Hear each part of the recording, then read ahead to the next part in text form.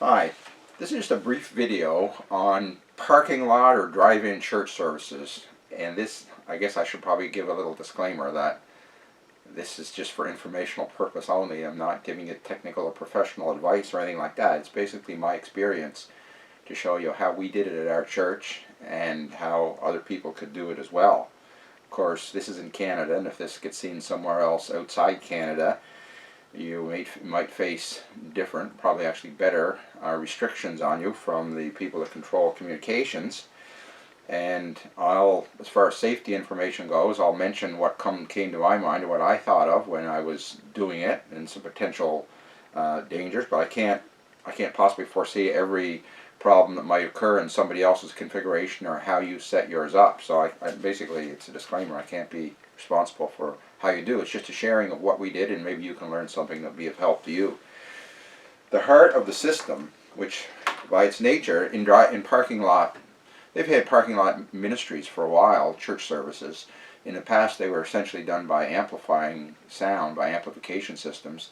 And they still can be if you have the liberty to do that, but you might run into noise bylaws or complaints from neighbors. So what's commonly done now is to use a little FM transmitter. And that might sound sophisticated, but it's not. It's this simple little device right here. Maybe what I'll do is I'll scoot around to the other chair here so I can get a little closer to the camera when I'm showing you things. So this is the FM transmitter. It has a wire plugged into it there, so it's fairly simple. And as far as availability, they're quite cheap, and they're available in all kinds of stores. I should explain maybe what they are first of all. The original purpose of them, the intended purpose of these, is to plug into the cigarette lighter of your car, and then to be used for you to put your music into, and then your car antenna picks up the FM signal that it gives off, and you can hear it on your stereo. People have had these around for years. It's a way of turning a car stereo that doesn't have anything but a radio into something that can use all kinds of recorded music, which you might have from whatever source. And some of them come with, this one has an actual USB port on the bottom. So you could put a USB flash drive in there in which you've recorded your MP3 music, and once the thing gets powered up, you can click through and make different selections on it, and it has actually controls over here for setting the frequency that you transmit. So that's what it's for. And the way it works is that whether you're using it for your in-car use or whether you're using it for our use, is that you select a frequency which is suitable, and then you tune your car to the same frequency, and you can listen it on your FM radio. That's what it's for. But to make these strong enough to be able to provide a clear signal in cars, they can't help but spill outside the boundaries of a car. So what we do is we make use of the overflow radiation from these, and it's quite significant. And so I want to speak a little bit about how we did it. And this is a basic diagram of how it works, because it seems when you're explaining it to people, oftentimes the overall idea is missed. So this FM transmitter is this. That's the heart of the system. It transmits an FM radio signal out beyond the bounds of your car into, I've called a number of receivers here, which are basically vehicles or even people standing alone with FM radios. So when this FM transmitter is tuned to the same frequency as your radios, then people in the cars can hear it. This FM transmitter also has to have a power supply. I'm going to speak a little bit to that. And it has to have an audio source, something that you are intending to transmit. So this is this very well drawn diagram here is basically a summary of the system. And so what I thought I'd do is I'd just look at the three different connections to the FM transmitter. This side of it, first of all, the transmission, and then here the power supply, and then back at the audio source. So let's talk first of all about the transmission side of it.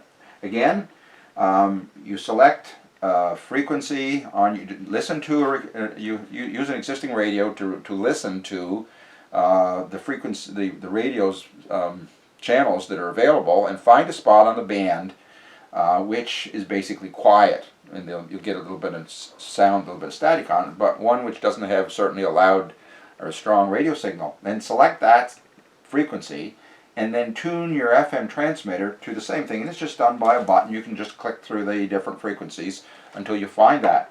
So there's really nothing really complicated about that side of it. And it's been shown, it's been experienced by pretty well everybody that uses them. You can get, I shouldn't say pretty well everybody, I don't know what everybody does, but from people I've talked to, you can easily get 100 feet of transmission. And in testing that I've done with it, you can get more than 100 feet. 100 feet is still pretty clear, but you could go beyond that, perhaps even to 150, and gradually, as you get farther away, because it's just a weak transmitter, you'll start to get static and noise until your signal would become unintelligible, I guess. So that gives you an idea in a parking lot. If you set the transmitter up in the middle of the parking lot, a lot of churches wouldn't have much more than 100 feet in either direction, so it works quite effectively for parking lot transmission. Now again, this transmission is regulated in Canada by, I think, a couple of government agencies, but especially by the CRTC, and they have some rules, but essentially these units fall into a category that's on, they don't have to be licensed. The power level is so low in these that you don't have to be licensed. Now other than, obviously for any significant FM signal level, you would have to have a license if you had another device, but these are designed to give out power so that they're under the radar, so to speak, of general FM transmission. Now, it could be that you would happen to be right on a frequency that some local neighbor used for, you might complain. I can't speak to that. I haven't had any complaints. Seems to me an unlikely thing. But I don't know that you have a unlimited use to just broadcast whatever you like. If it did hinder with something, you might face criticism. I don't know, but I don't know of anybody that's had problems with that. So it's the same rules that would govern them if they were in a car, because it's the same unit. So this is the basic transmission system. It's very easy. This is tuned to a open channel. These are tuned to open channel, and all the different cars, they don't have to have one of these in them. All they have to have is FM radios, and they can pick up the signal. The next thing that's of interest is, how do you power this? Now these things were made for in-car use, and so they come with one of those typical 12-volt plugs that goes into a cigarette lighter, and they just kind of fill your car up in the area around it with FM signal. And in fact, some people use it that way for their transmission. They just park their car in the middle, I guess, plug this in, and it works. I don't know, I suspect that being inside the car, it probably decreases the signal level a bit, so you may not be able to go quite so far or quite so evenly in all directions. I'm not sure about that. But that's how they're made to work. With our signal, or with our system that we used, I introduced some modifications in it because I didn't want to preach from my car. I wanted to be able to speak from a little podium, a little platform, from my own little pulpit, I guess, that I use. And so I came up with a power supply. This is my own experience that I'm just share with you. I decided I would use a separate 12-volt supply, so I pulled this battery, which they're typical. You'd get them in a lawnmower or anything with electric start. This came out of a generator, and make sure, of course, that they're 12-volt supply. Then the problem is, how do you get your 12 volts from the battery into there? This is used to finding a 12-volt socket. So what I did for that problem was, I found a local electronics store which had essentially a pigtail that they sold. Now, when I bought this, it essentially had one of these plugs at the other end of it. You could plug into your cigarette lighter, and they gave you 3 options out. I don't need 3, I only need 1, but I wanted this socket. So I cut off the plug from the other end of it, and that's why you can see there. I just cut the plug off, and I had 2 bare wires. And to those bare wires, I soldered on a couple of alligator clips so that I could connect them to the battery like this. Now, they don't even work the best. I think the best thing would be if you soldered a little, or even just connected on a little terminal that would have a circle in it, a hole in it, and bolt them on. It's not quite as convenient for snapping them on and off, but essentially you want to get 12-volt supply, and you see that lights up when it's got the 12 volts in it, and then when you plug this in, it lights up, and you have access. I had it tuned to 93.5. It says it's got no devices, and by clicking these little numbers here, you can change your frequency to 93.4. You can go back the other direction in the top one, and click your way up the band instead of down the band, 93.4, 93.5, and so on. So that's how it works. Now, I will say this, that if you do this and you rig up your own independent supply so you can take it with you, it's portable, it's very convenient, be aware that these things are set. The standard for car use is that the tip is positive. So it's got a positive tip polarity. So these are the two terminals on it. This is the negative terminal. It connects to that part of your socket in there. The positive one goes in there. So when you wire this, make sure when you connect it to your battery that the positive one is in the inside there where the tip connects, and the ring here is negative, so that when you put them together, now would it work the other way? I wouldn't want to try it. I doubt it. You might burn the unit. So make sure that, and the other thing is, and this is just a safety issue, whenever you have a sizable battery like this, 12 volts, don't let it get shorted across. You could cause a fire. Those things will draw considerable current, and when they draw a lot of current, you get a lot of heat. So don't go have long lengths of bare wire stored in with this and thrown in a bag with it or something like that. Always see that your wires are totally insulated, so there's not a danger of getting a short across or anything like that. So those are the two caveats that you should know about that, and you don't have to do it this way, but you can. Presumably if you could get an extension cord like this with a socket like this in one end and this in the other, which was longer, and you could have done it with even this, I suppose. You could plug it into your cigarette lighter, and if you had a longer cord, this didn't give you much cord, you could just take it outside the car and power it directly from your car. But I like the idea of total portability, so that was my system for there. And of course, once you have this battery and you're using it, you have to have a means to keep it charged. So you can get these little trickle chargers. You plug into the wall and you put them back on and it'll charge the battery back up. So there's nothing sophisticated about it, but it's just one option that you can do it that way. Then the next part of the system is the audio source. In other words, you want something to transmit, and if you're using it for a church service, it's probably preaching and possibly also music. Now there's a number of different models you can get in these transmitters. The one I have is your bare bones basic model, but very good for what I had. Bare bones not in that it's got any quality issue, but bare bones in that it doesn't have some of the other capacities for connection. This one has two possibilities. It has a USB port, so you can put a USB drive in there, and it has this jack. Some of them have also Bluetooth capacity.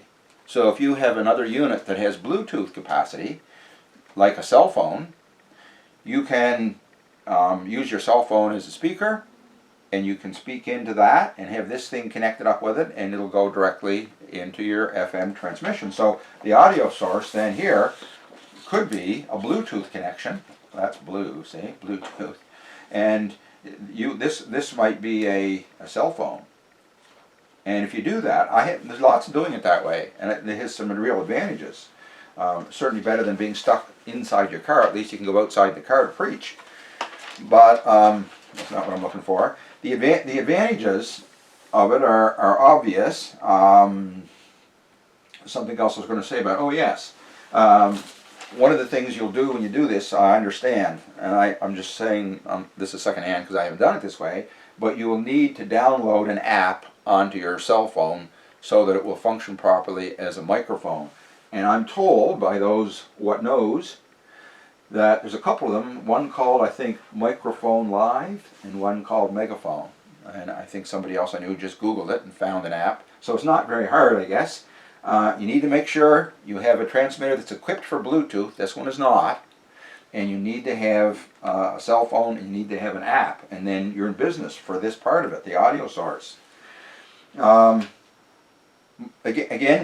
if everything was just pre-recorded, you could just pop a flash drive on there and go, but probably if you're having a parking lot service, you want it to be live. So this is the other connection that's available. It's just a jack, and this jack here, or this port, is expecting the kind of audio out you would get from a headphone.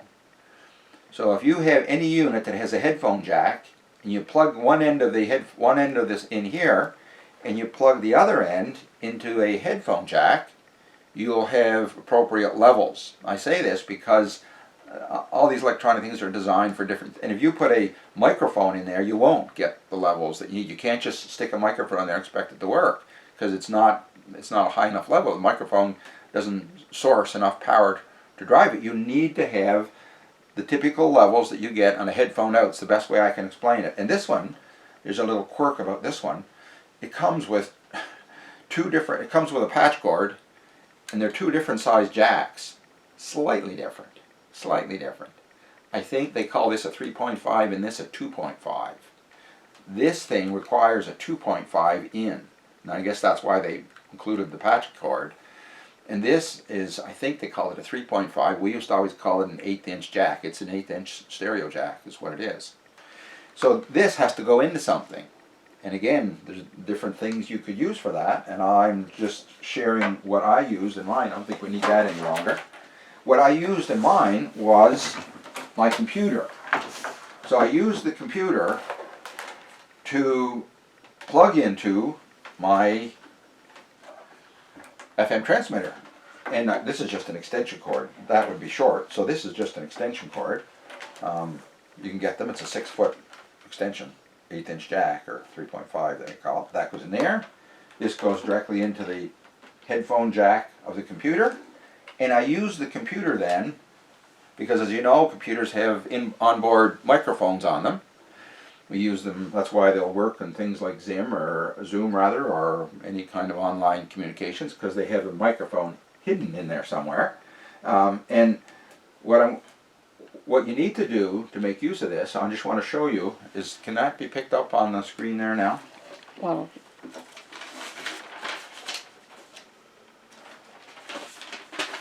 I'm going to show you some of the hoops you have to jump through to make the thing work.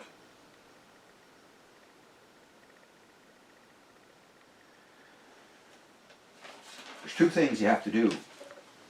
The first thing, and both of them involve accessing this microphone icon. It might show up down there already, or it might have this little quick thing here, which brings it up.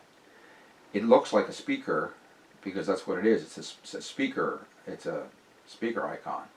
You want to right click on that, because what you want to do is you want to configure your computer so that what goes into your microphone comes out your headphone jack. It doesn't normally.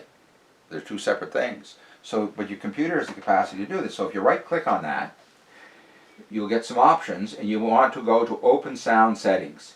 Click. When you get there, on the right side of the screen, you can see here the volume is being monitored for the microphone. When you get to this point, there's a list of blue options on the upper right hand side. You might, when I had mine, it was actually closed. When I got it, you couldn't see them. But anyway, you have to open it up wide enough to see them. And there's a sound control panel there, and you want to click on that. That will bring up another little screen called Sound, and it has several tabs on it: playback, recording, sounds, communications. You want the recording tab, click on that. Then that will show your microphones, and there's one active one in there. This is the one that's being used. You can see a little green tab beside it. You want to select it, so you just click once on that with your left click. Now it's selected, as you can see there. Then you go down and you want to find control the properties of that one, so you left click Properties. This brings up a microphone properties window, and there's several. It says General, Listen, Levels, Advanced. And by the way, this is all Windows 10. I assume it's similar in the other Windows, or there's a corresponding options. Listen, because what Listen does is it tells the computer to take what goes into the microphone, and you can listen in the headphone. So you click the Listen, and you can see here there's a tick down here. When you first get it, I had mine on already, but it probably won't be on when you first click on Listen. So then you'll have to go down and tick this little box here, and then you have to tell it. You go through the OK and so on, I guess. So there, you're now ready to go. And so then you can go back to your same speakers icon here. Right click on that, bring it up again. Oops, I got the wrong one, sorry. Bring it up by left click, right click on the speakers one, and there's a second option that's of interest to you, and it's called the open volume mixer option. When you do that, you're going to get a little mixer show up. And you can see there now that because they've been connected, the speakers are showing the same signal going up and down there as I talk, because it's going from the microphone directly into the speakers. Now I will warn you that there's a reason why I plugged this in beforehand. Because if the volume levels are too high, like they are there, at that level, they would get a terrible feedback loop, and the computer would squeal, and you'd be saying, well, how do I shut it off? How do I shut it off? Unless you know what you're doing, which I didn't at first. So if your level is down quite low, like any audio system, it won't feedback. But when you get up there, in my experience, I needed it to be up pretty well to the top to give a good signal. And the reason I show you this mixer, if you didn't bring it up, it would work anyway, but the mixer allows you to play around with other options.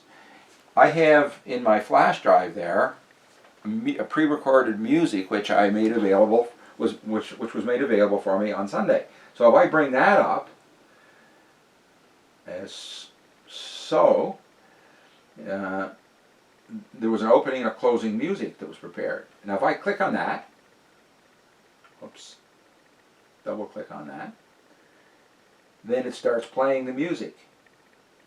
And you'll notice that over here it brought another option up in the mixer.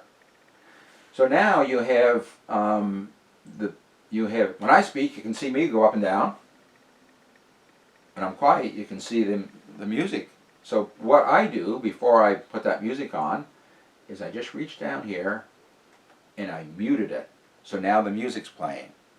When that's all done, I can mute that and it won't go through here, and I can go back here and I can continue my part of it. So that's a nice little feature that's built in, and you can take any number of sources that will come up on your mixer there, and you can mute them and turn them on. You can adjust the volume control and do whatever seems best for controlling your sound.